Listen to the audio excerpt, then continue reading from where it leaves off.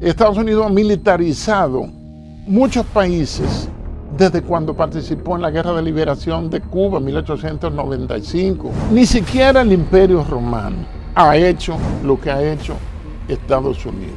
Dijo que iba a mantener el cerco por los días o meses que sea necesario. Hubo una cumbre importante. En esos minutos que caminaron en la alfombra roja, Putin y Trump en Alaska, ahí negociaron Venezuela. Se anuncia al mundo y al gobierno de Venezuela que desalojen el Palacio de Miraflores porque vamos a hacer un ataque quirúrgico. Atacarían el Palacio de Miraflores como un símbolo del poder político sin buscar muerte. Mis amigos de Al Tanto, qué bueno que nos acompañan. Gracias a todos los que siguen este contenido de alto valor. El día de hoy anunciamos la celebración de los 15 años de este proyecto Al Tanto. Así es que atentos, este mes de septiembre cumplimos 15 años y vamos a estar haciendo una fiesta el mes completo. Recibimos al general retirado de la Policía Nacional, Damián Arias, a propósito de la crisis que vive Venezuela. Gracias por estar con nosotros. Gracias, Colombia, un placer como siempre. Aquí estamos. Qué bueno. General, nosotros estamos, quizás para generaciones más nuevas, viendo una escena nunca vista, pero ustedes que tienen más experiencia y los expertos en seguridad y defensa ya han visto esto antes. ¿Cómo cambia la presencia militar de Estados Unidos, el equilibrio en el Caribe? Hay que estar claro en algo. América Latina, de acuerdo al consenso de Washington, confirmado por la historia, es el backyard, es el patio trasero de Estados Unidos. Hay personas que dicen que el interés de Estados Unidos es por el petróleo venezolano. Venezuela es quien tiene las mayores reservas confirmadas de petróleo a nivel global, aparte de tener gran cantidad de commodities, es decir, de recursos naturales. Pero yo prefiero, antes de llegar al Caribe, comenzar en Estados Unidos. Estados Unidos está viviendo una fractura socioeconómica, sociopolítica tremenda en sus últimos años, aparte de una falta de liderazgo político. Esos son dos síntomas fundamentales de lo que podríamos llamar la caída de Occidente. Al decir esto, no es que me alegre que Occidente, encabezado por Estados Unidos, vaya a caer.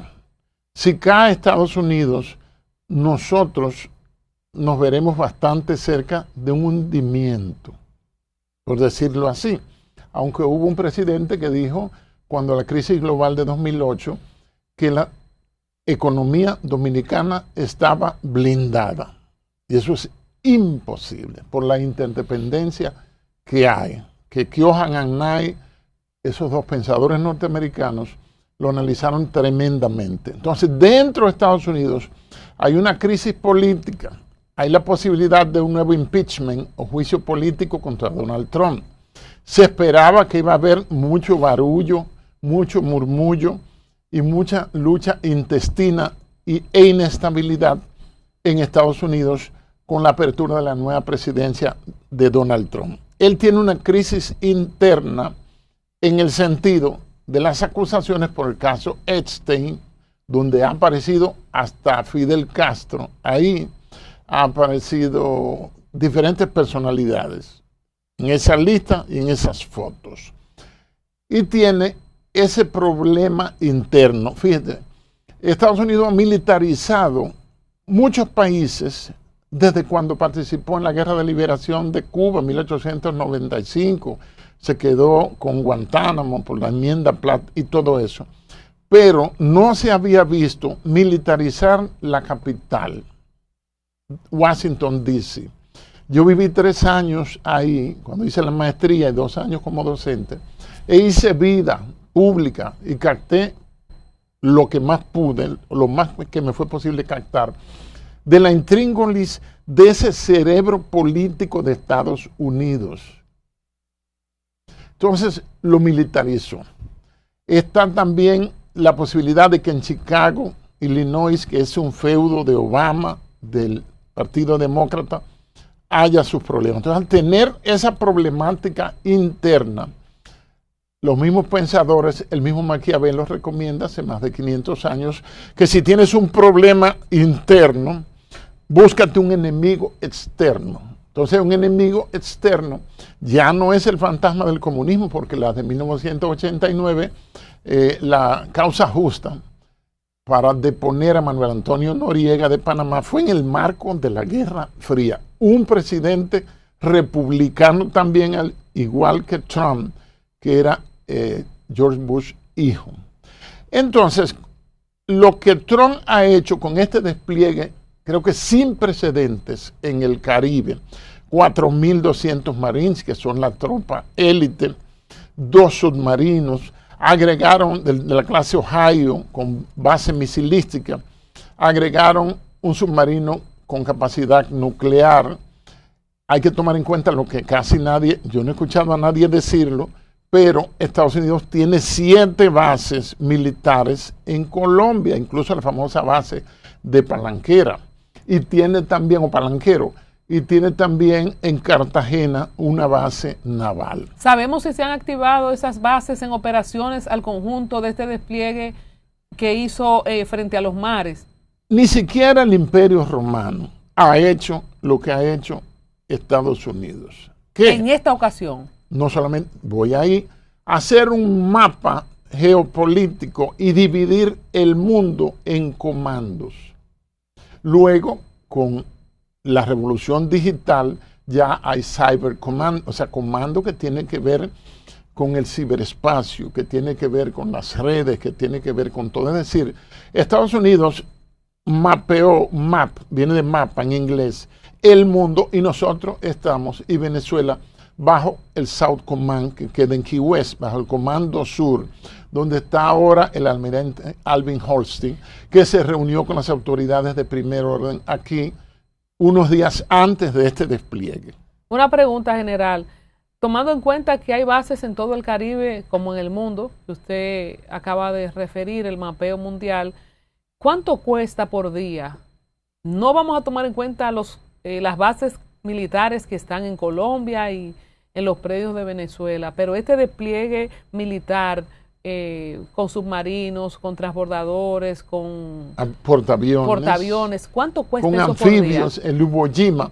Estuve leyendo o viendo anoche un informe que hablaba que en los 10 días aproximadamente ya van más de 56 millones de dólares. Excelente, ese era el dato que quería. Si en 10 días van más de 50 millones de dólares, ¿cuántos días tendrá Estados Unidos ese aparataje? Según su proyección, ¿cuánto va a durar esa operación y cuáles incidentes no deseados podrían producirse, ¿verdad? A propósito de un contingente apostado con una amenaza que no sabemos qué es lo que se va a ejecutar.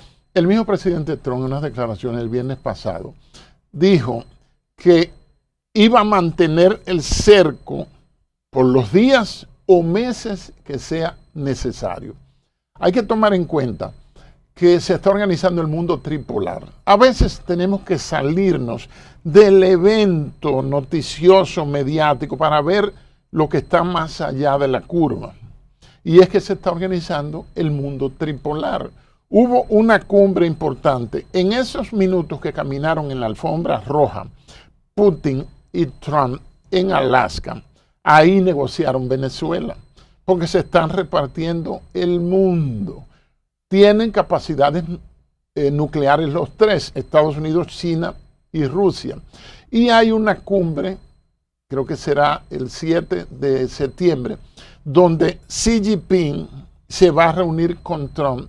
Y es muy probable, aunque no lo confirmen, que se reúna, que esté presente también el presidente Putin. Sería como un nuevo Yalta, cuando hubo la conferencia de Yalta en Crimea, precisamente vecino de Ucrania, para establecer el nuevo orden mundial post Segunda Guerra Mundial. Cuando usted dice se están repartiendo el mundo y se repartieron Venezuela, ¿qué le toca a Trump, a Estados Unidos? ¿Qué le toca a Rusia? Mira, hasta ahora Venezuela tiene unos acuerdos con China, Rusia e Irán. Fíjese que tiene una fábrica de drones,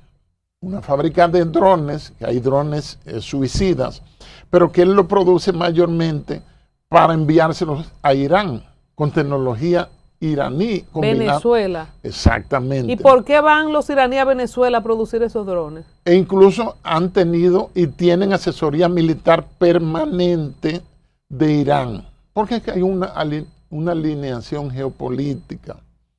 ¿Cuáles países? Está una alineación, porque el mundo se está moviendo hacia el este.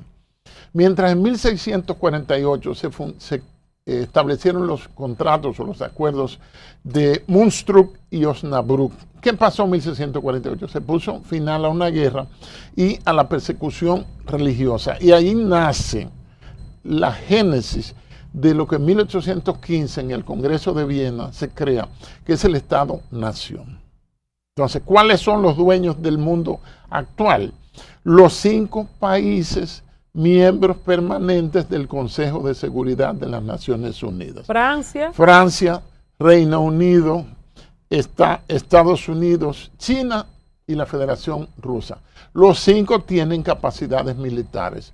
Las potencias no se atacan en territorios continentales, sino que tercerizan. Eso se llama la guerra proxy y se van a pelear como una pareja que dirime sus diferencias violentamente en un aposento ajeno.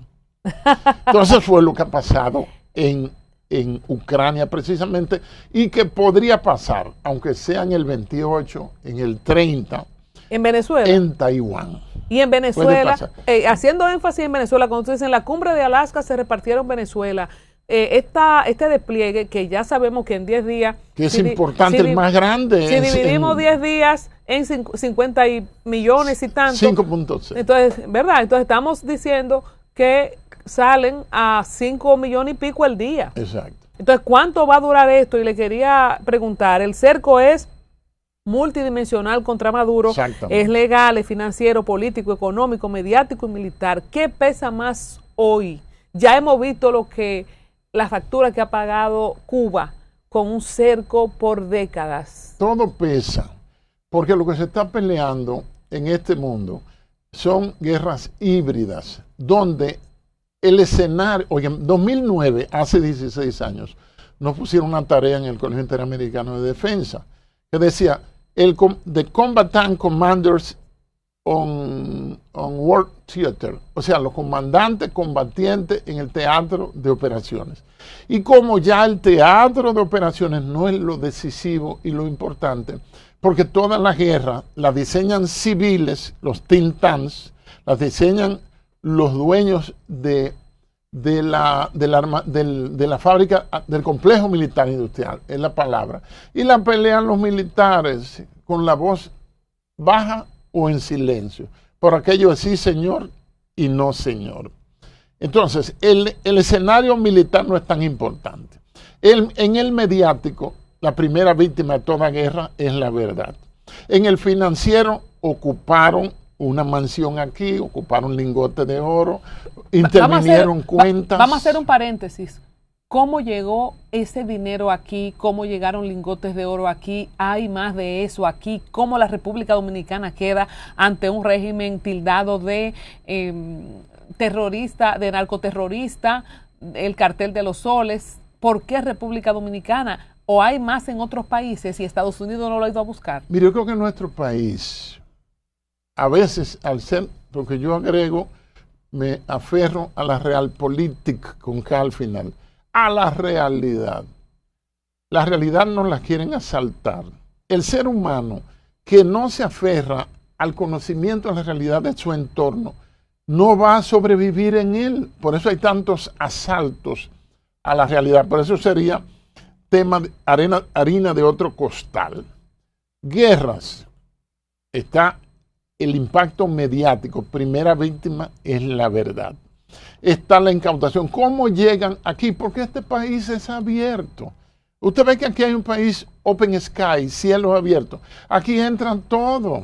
Todo el que quiere, se tiene buen dinero, entra aquí y aterriza. En voz de Alburquerque, entra en todo. Y le dice a la gente, yo lo que tengo una cosita ahí, cuando viene son 5 lingotes de oro y lo guardan en una caja fuerte, en una villa, en un sitio donde nadie accesa, que si tú vas, tú crees que estás. Pero ¿cómo llegaron aquí? Porque lo soplaron. Aquí no, digo yo, los americanos, ¿cómo supieron que estaba? Por ejemplo, los órganos de seguridad del Estado sabían que ese avión que estaba estacionado era de Maduro.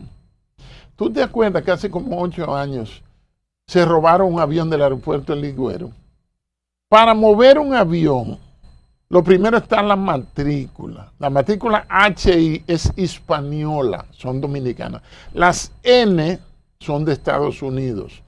Y para salir un avión, yo estudié aviación el siglo pasado, hay una bitácora igual que en los barcos. Cuántas almas a bordo, los nombres, quién es el capitán de vuelo, cuál es la ruta que tiene, para dónde va. Y se registra la hora exacta que sale. Carga full de combustible, todas esas cosas. El radio de acción o performance, cuántos kilómetros, millas aéreas de vuelo. Pero aquí salen y llegan aviones y parece que no miran para allá, miran para otro lado.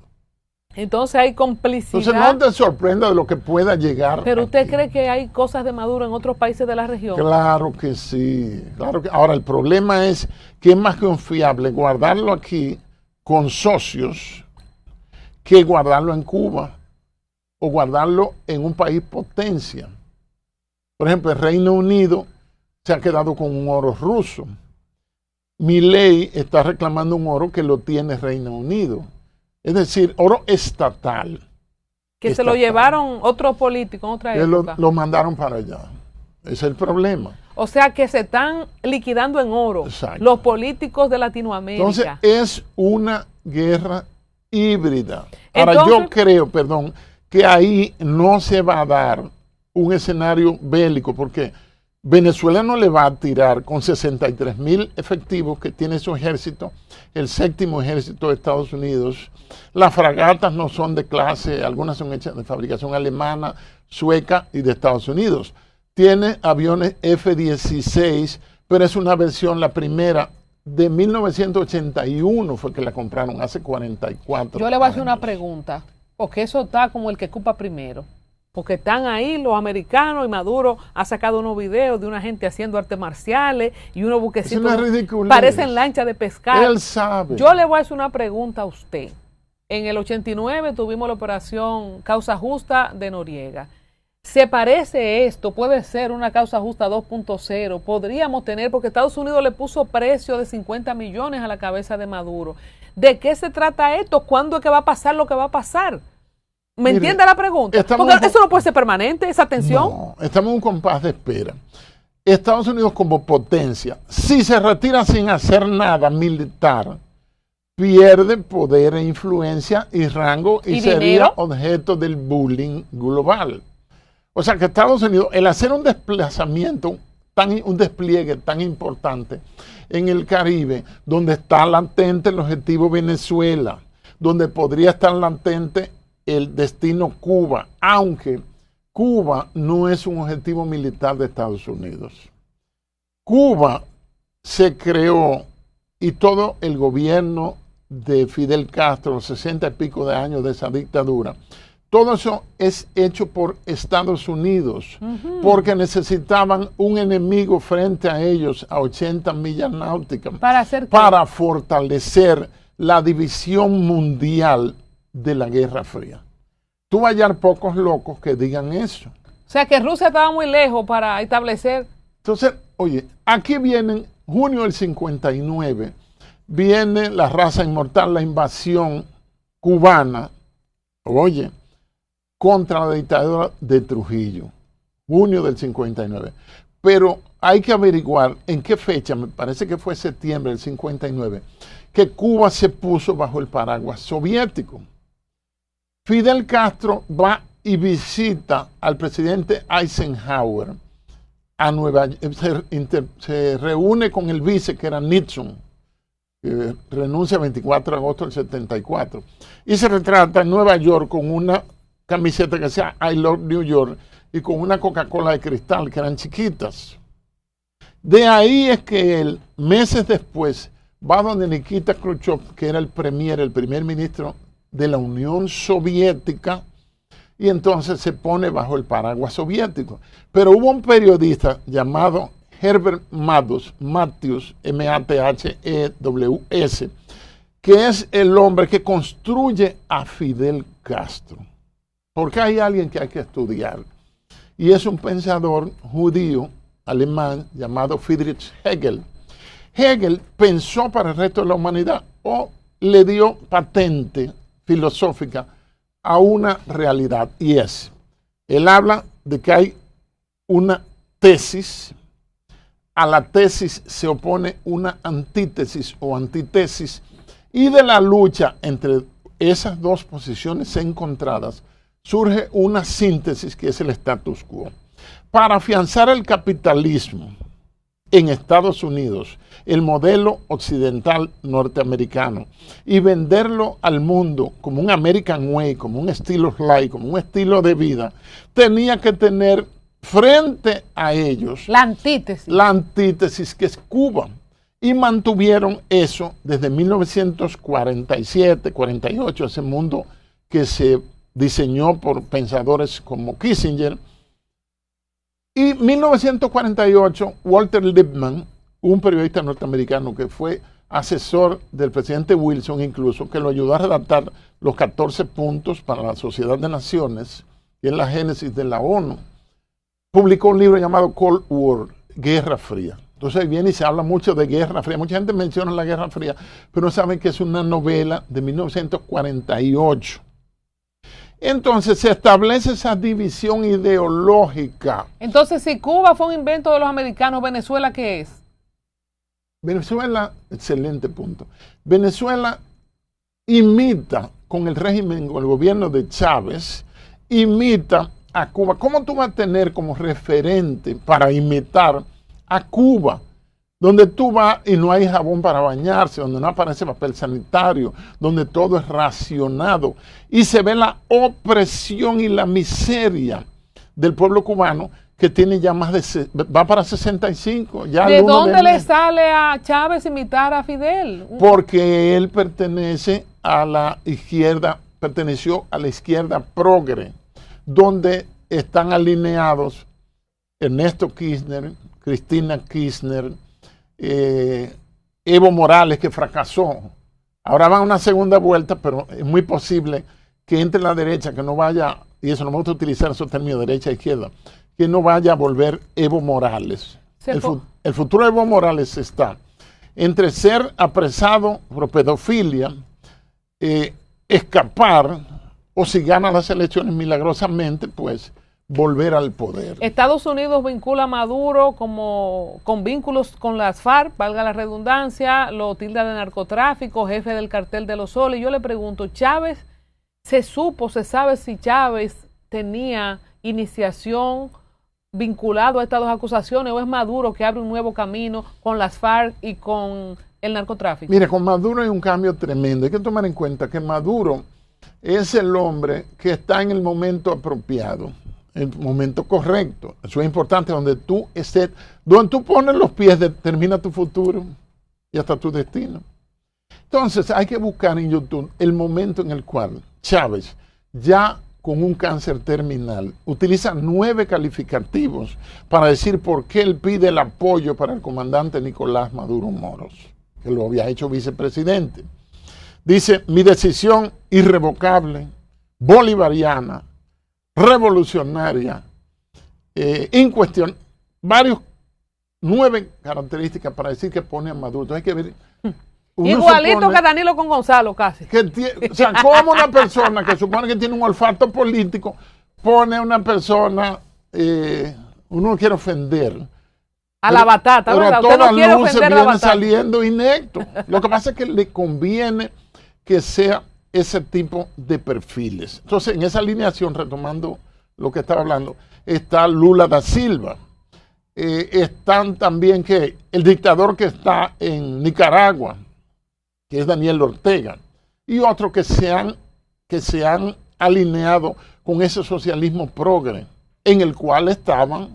Esto es una cosa de loco, porque cuando yo practicaba lo que Mario Emilio Pérez llama el sobaquismo cultural, que andaba con un libro aquí con el riesgo de que me apresaran, en ese tiempo, si se decía que Estados Unidos iba a tener un gobierno socialista progre, cualquiera pensaba, decía uno que estaba loco.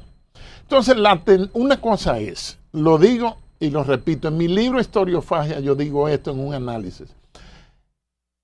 Chávez es un parto de circunstancias geopolíticas, de la ruptura de la Guerra Fría, importante, del descrédito de la clase política venezolana entre los adecos y de los miembros del partido COPEI que gobernaron varias décadas. Ahí brilla Caldera y ahí brilla, por supuesto, Carlos Andrés Pérez. Pero Maduro es un aborto de las circunstancias. Maduro, ¿Qué sucede en los abortos de las circunstancias? Es un aborto criado, un aborto que sobrevivió. Pero Maduro como que se cría en una vida extrauterina, es decir, fuera del útero político.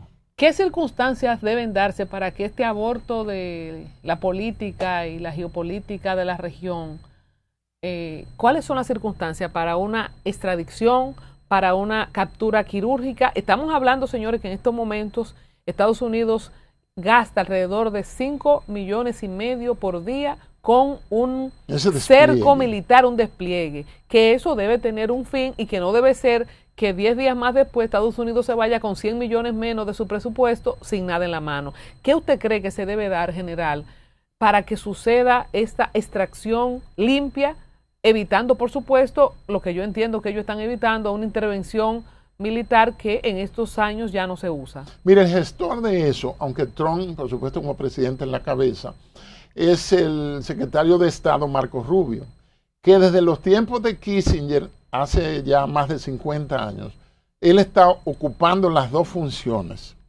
Las de jefe del Consejo de Seguridad Nacional, porque hay un departamento de defensa, secretario de defensa, que está Pete Hegseth, pero está ese Consejo de Seguridad Nacional y en Marco Rubio, que a la vez es secretario de Estado, el que maneja la política exterior de Estados Unidos. Él mismo ha declarado que Maduro, al parecer, no piensa salir si no es por medio de un escenario de derramamiento de sangre.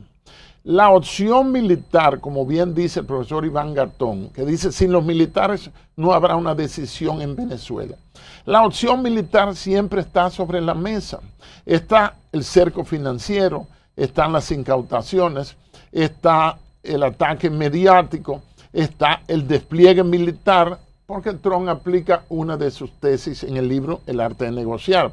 Es presentarle al oponente el peor de los escenarios para hacerlo, reconvenirlo, llevarlo al escenario más favorable. Lo que pasa es que a Maduro, pienso yo, que en esta última semana pensó escapar, pero está viendo que el cerco está muy difícil de romperlo, de salir, y tendría un riesgo muy grave. Pero yo supe que la familia de Maduro, de Padrino López, Diosdado Cabello, ya la habían sacado de Venezuela y que supuestamente estarían hablando con Erdogan de Turquía para irse. ¿No pueden salir en un avión? Puede darse el caso, pero hay un cerco aéreo. También. Hay un avión espía P-8 que está encima de Venezuela sobrevolando. Reabastece combustible, cambian los pilotos y siguen eso. Eso tiene toda la tecnología. Dice que tiene cámaras con tal definición que puede captar desde el cielo objetos de 10 centímetros. Una pistola, como una Glock 19, como la que yo tengo, tiene un poquito más de 10 centímetros, lo que indica que puede ser captado. O sea que Estados Unidos no va a permitir que se monten en un avión y se vayan. Oiga, ¿Qué es lo que quiere Estados Unidos en general? ¿Qué quiere Estados Unidos? Una extracción. Extracción es buscar, incluso ese término es táctico, extracción.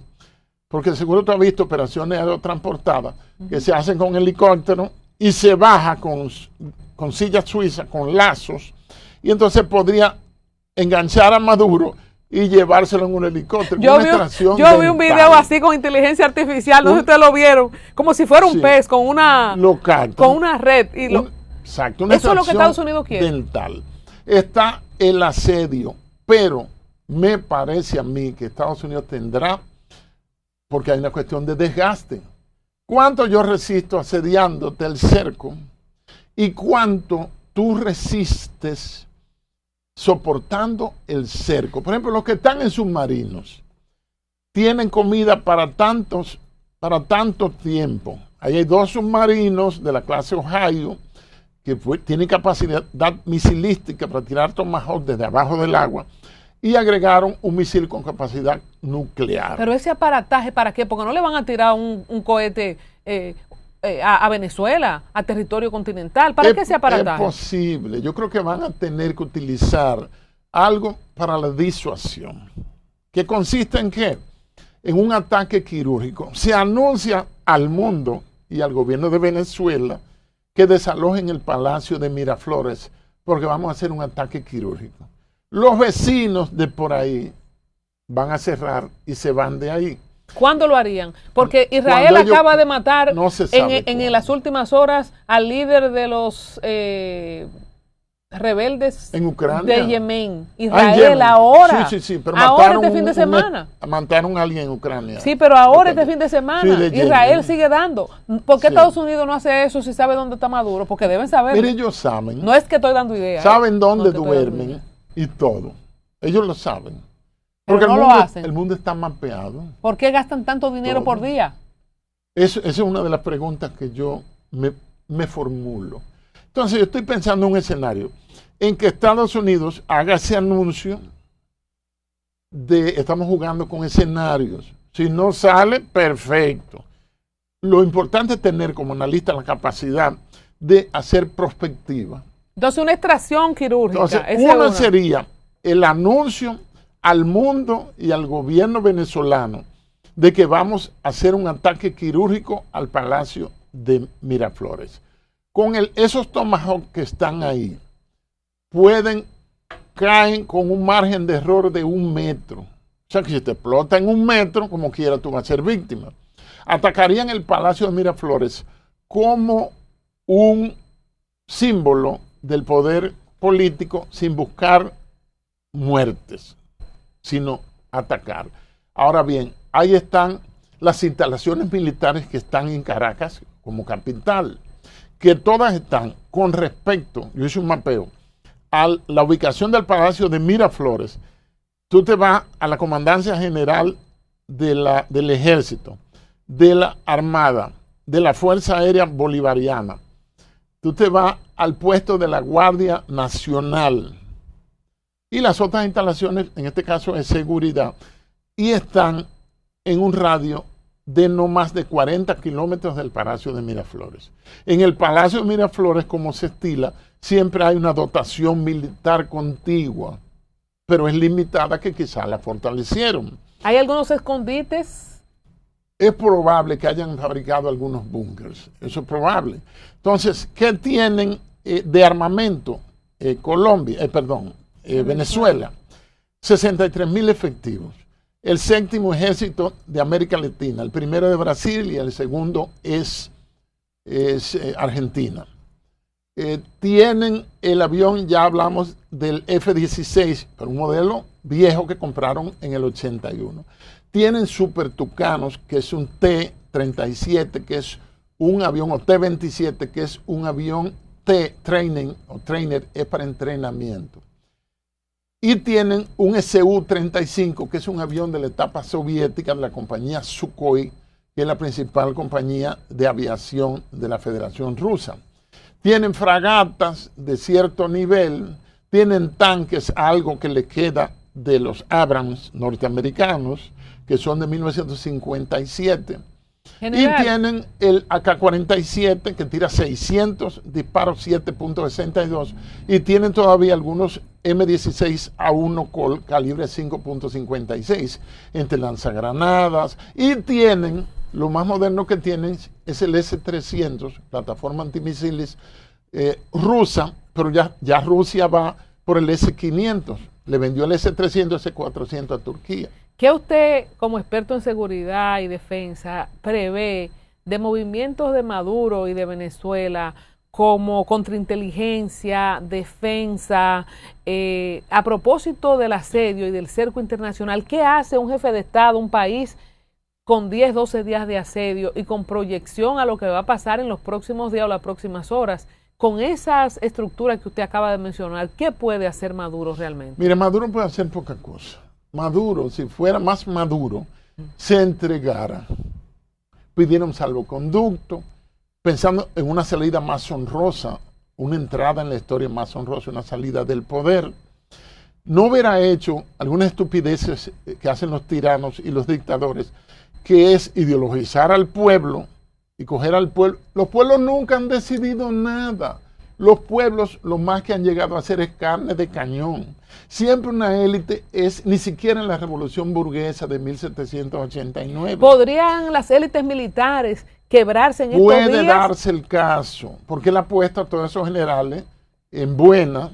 Hay una élite militar encabezada por el teniente general Padrino López, que tiene casi 11 años como ministro de Defensa o secretario de Defensa. ¿Cuántos lingotes de oro habrá sacado ese? Bueno, eso no se sabe. Pero ese salvoconducto incluiría, porque hay que ver. Él incluiría a su claque, por supuesto, donde estaría Diosdado Cabello, que es el verdadero poder detrás de Maduro. También incluiría a Padrino López, a Cilia Flores, su esposa, que dicen que tiene una villa de lujo en Casa de Campo, en Cacana, perdón. Está también... Le gusta a la República Dominicana. Es que esto es un paraíso. Este país con dinero, esto es lo mejor. ¿Vendrían a vivir aquí o se irían a Turquía? No, depende que lo dejen vivir aquí. Yo creo que no lo dejarían. Después que el presidente se rasgó las vestiduras el 16 de agosto apoyando a María Corina, ¿qué harían, antes de seguir con otras preguntas que tengo de seguridad, qué harían en el marco de un final de cualquiera de los que usted ha mencionado? Sea que él coja un salvoconducto, sea que se entregue, sea que negocie, sea que se dé la extracción. Que se dé la extracción. Que lo traicione alguien de la cúpula militar o policial. Todo esto puede pasar. Hay que tomar en cuenta que en esas variables esos escenarios pueden entrar en juego la eliminación física de él. Eso es probable. Te quería decir un detallito. En lo que se está haciendo en Venezuela, en el Caribe Sur, bajo el influjo y supervisión del Comando Sur de Estados Unidos que queda en Key West, en Cayo Hueso, hay una triada de inteligencia que trabajan en equipo, que es el MI6 de Inglaterra, Reino Unido, el Mossad de Estados Unidos y también la CIA como cabeza de la comunidad de inteligencia, que Estados Unidos tiene 16 agencias de inteligencia, nada más se habla de la CIA. La CIA tiene una universidad de marca mundial del siglo XXI y hay una página que siempre recomiendo, la World Fact Book, no Face Fact, F-A-C-T, como Dato Book de la CIA. El que quiera tener, el periodista, el investigador, que quiera tener datos, no solo recientes, sino también datos antiguos, porque se apuesta a lo reciente. Pero lo que es reciente no ha sido probado por el tiempo. Entonces, CIA World Fact Book. Es una página, usted pone su correo, es gratuita, crea un usuario y desde ahí usted tiene el mundo. General, si se da la desaparición física de Maduro y de algunos de los propulsores del régimen, surge automáticamente. ¿Qué pasa con Edmundo González Urrutia, que se dice que se está preparando para volver a Venezuela, que es el presidente electo, que algunos dicen que salió electo en las elecciones, otros dicen más de que 7 millones de votos? La cosa es que las actas nunca la presentó Maduro, pero sí la oposición. Yo creo que sí, que él fue que ganó. Exacto. Y con María Corina Machado, que está escondida en Venezuela. ¿Qué pasaría inmediatamente? Porque, señores, algo tiene que pasar en los próximos días. Aquí no vamos a volver a hablar de que en un año de esto, algo va a pasar. ¿Cómo entonces se recompone la estructura política? Y digo yo que también militar, porque para ellos tener algunas de las actas que recuperaron, tuvieron algunos militares que apoyarlos a ellos como oposición. ¿Qué usted visualiza en el futuro inmediato? No basta con sacar a Maduro. Con sacar a Maduro, la crisis lo que hace es que se sobredimensiona y adquiere nuevos escenarios. ¿Qué más debe pasar? ¿Qué dice eso? Que tiene que haber el estamento militar para ir a Miraflores o donde sea y darle la seguridad, que tengo entendido que está exiliado en España, el señor Edmundo González y a María Corina, y entronizarlos, ponerlos en funcionamiento como presidente. ¿Y Estados Unidos qué papel jugaría en esa transición? Como policía del mundo, su papel clásico. Entonces, obligatoriamente, ¿qué tiene que hacer Estados Unidos? Que creo que ya se lo dijo Trump. Vamos a respetar lo que ustedes tienen contratado para los intereses geopolíticos, entiéndase, petróleo, minerales, tierras raras, hierro con China e Irán. Se va a respetar, seguramente. Cuando hablamos de tierras raras y de todos esos metales apreciados para la tecnología y nanotransmisores y todo lo que se está usando, quizás porque uno dice, concho, tantos años que tiene el madurismo, el chavismo en Venezuela, ¿por qué Estados Unidos no ha hecho lo que hace, lo que hizo en Libia, lo que hizo con el mismo Saddam? Y entonces yo digo, ¿será la urgencia de la escasez de tierras raras y otros metales ante la presencia de China, por ejemplo, y de Irán en el mismo continente que ha motivado, o es esta guerra de carteles que Trump ha bautizado y guerra antidrogas, donde se indica a Venezuela con el Tren de Aragua, el cartel de los soles y todo lo que ha llegado a Estados Unidos? ¿Cuál de las dos cosas primaria o es la personalidad de Trump que dice esto se va a definir? Mira, es un momento geopolítico que debe trascender a la persona. China es la principal compradora de commodities, de materiales. China es la que tiene las mayores reservas de tierra rara. Sin embargo, un presidente dominicano fue a China a vender el poco de tierra rara que tenemos, creo que en el este y que en Pedernales por ahí. Lo vendió y nos dio una rueda de prensa explicándole que le vendí. Entonces esas tierras las quiere Rusia, pero las quiere Estados Unidos. Y Marco Rubio vino aquí y dijo, nosotros somos los que tenemos que, olvídate de eso, países de lejos con agenda extraña. Eso está claro. Entonces, en cuanto a la lucha tecnológica, China domina 57 de las 64 tecnologías de impacto. China está en el número 1. China creó en 2020, con todo y pandemia y todo, el proyecto hecho en China 2020-2025 para tener la autonomía tecnológica y ya la tiene. Ya la tiene. Y si coge todo lo que hay en Venezuela, ¿tendría entonces, más, menos o es igual? Oye lo que pasa. América Latina tiene, lo que tiene más petróleo está en América Latina. Lo que tiene más agua, ahí está el Amazonas, está en América Latina.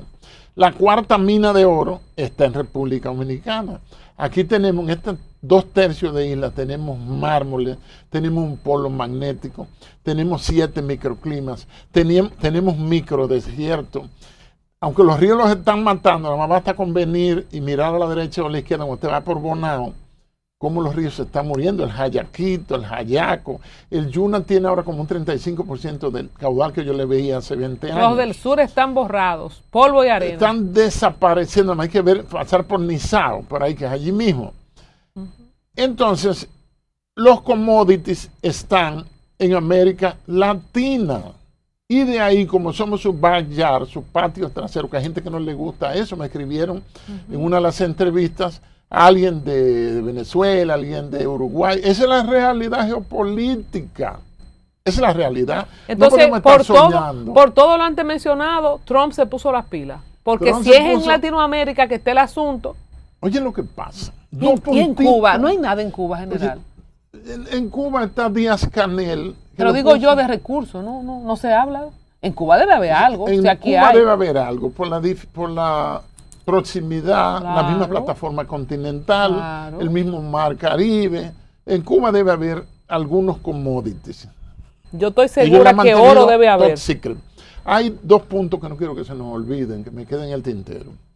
Llama la atención que Trump, con el proyecto MAGA, Make America Great Again, quiera detener el carro de la historia. El carro de la historia dice que este imperio norteamericano, que no comenzó con una vocación democrática, incluso hay escritos de Washington y de Jefferson, donde ellos se oponen al sistema democrático. Y los 4 padres fundadores y primeros, creo que los 3 primeros fueron presidentes de Estados Unidos, pues eran esclavistas. Cuando George Washington renuncia y no se presenta como candidato al segundo periodo, él se va a su granja en Virginia donde tenía esclavos, o sea, no eran demócratas. Y la Constitución norteamericana surge 12 años después de la proclamación de 1776. We the People no es del 4 de julio, sino de abril de 1788. Ahora, En América Latina, véase Colombia, principal productor de coca, pasta de coca, derivados, laboratorios, procesados, sucedáneos, concón, crack, todo lo que tú quieras. Y está con el tema de ese opioide que es lo que no es alcalino, es sintético, que es el fentanilo, que convierte a la gente en un zombie. Ajá.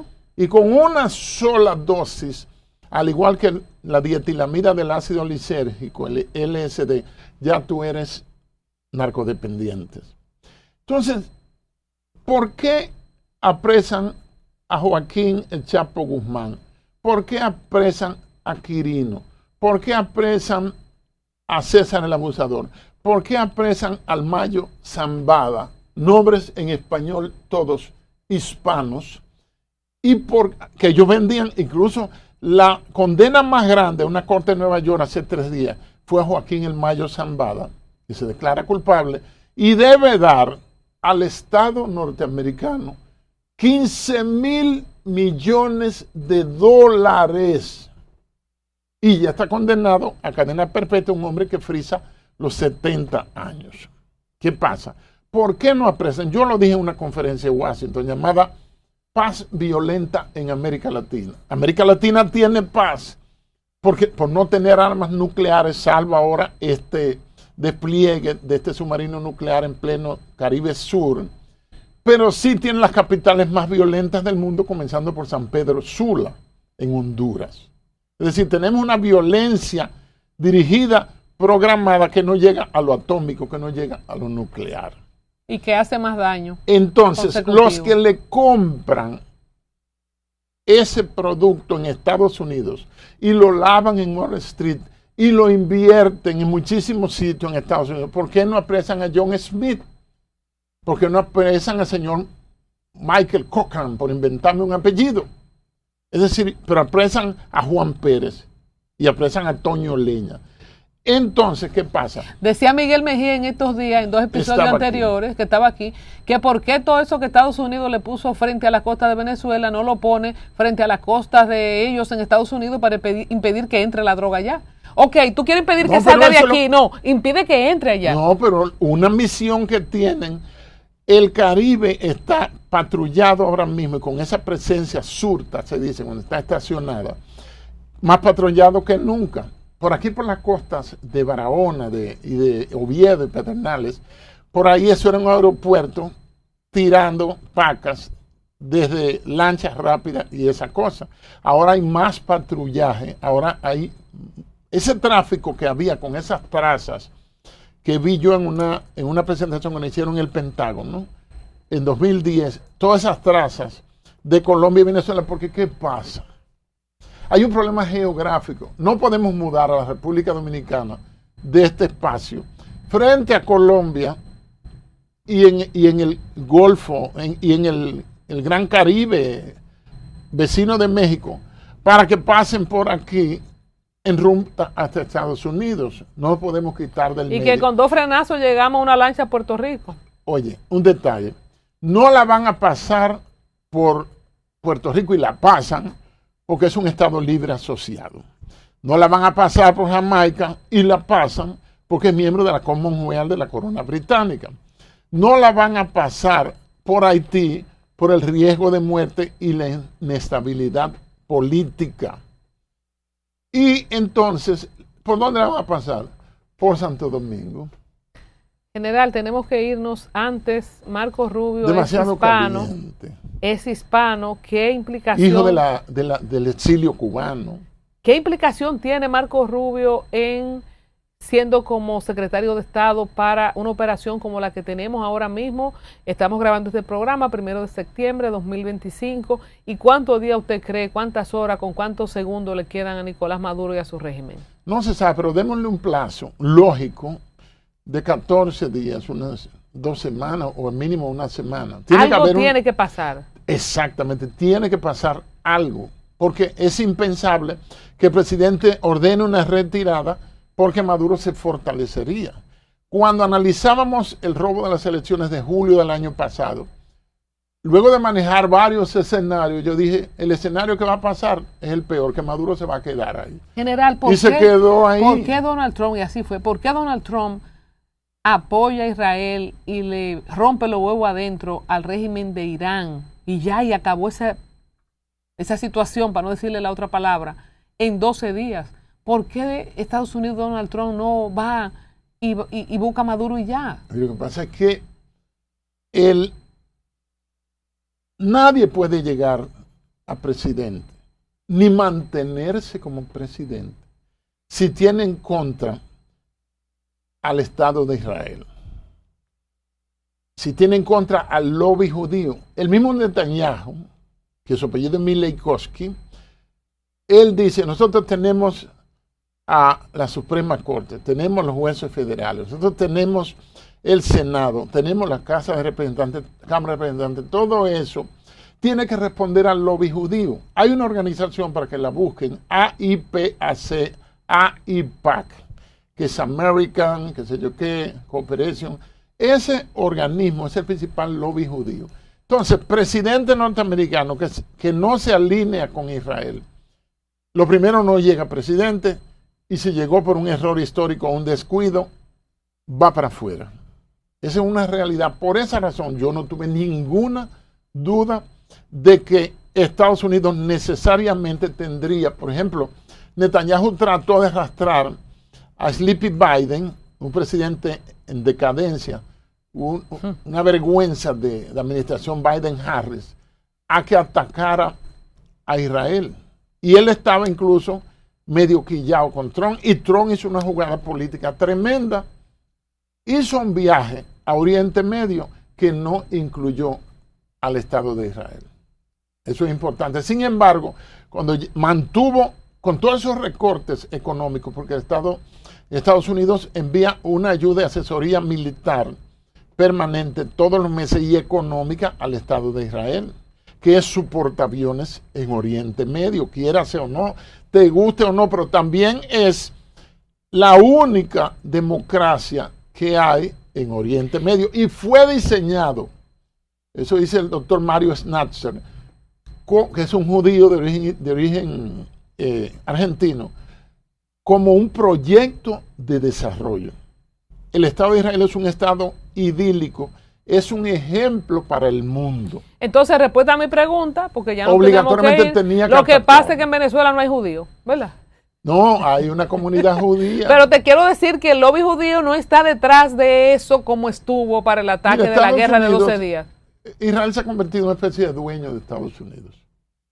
Wow. Mira, hay un libro que recomiendo sin reservas que se llama Gog, G-O-G, búsquenlo, lo pueden descargar gratis. Gog y si son tan vagos lo pueden poner en audiolibro. Gog de Giovanni Papini. Ahí él tiene 70 narraciones, una de ellas se llama creo que la grandeza judía, algo así. Ahorita yo me acuerdo. Creo que la grandeza judía. Y ahí él dice cómo el judío, porque está el israelita, está el judío, está el sionismo, dentro de ellos hay discusiones y divisiones doctrinales, como los ortodoxos, están los sefarditas, están los askenazis, que significa judío oriental, están los mizrahim, y están los verdaderos dueños actuales judíos, que son los házaros, que son del mar de Hazaria, del Mar Negro, que fueron integrados a esa diáspora judía en el siglo IX, fueron integrados. Jerome Powell, el de la Reserva Federal, es házaro. Anthony Blinken es házaro. Benjamin Netanyahu es házaro. Milei de Argentina es házaro. Y se te sigue contando gente. Vamos a hacer un episodio de Israel. Los házaros, sí, exacto. Los házaros son los jefes de ahí. ¿Cuándo viene a hablar de esa estructura que me encanta ese tema? Tenemos una cita. Hoy estamos a 1. Voy a hacer el miércoles la semana que viene. La cita para hablar de por qué pasan cosas con Israel que no están pasando con Venezuela. Gracias, general. Un honor.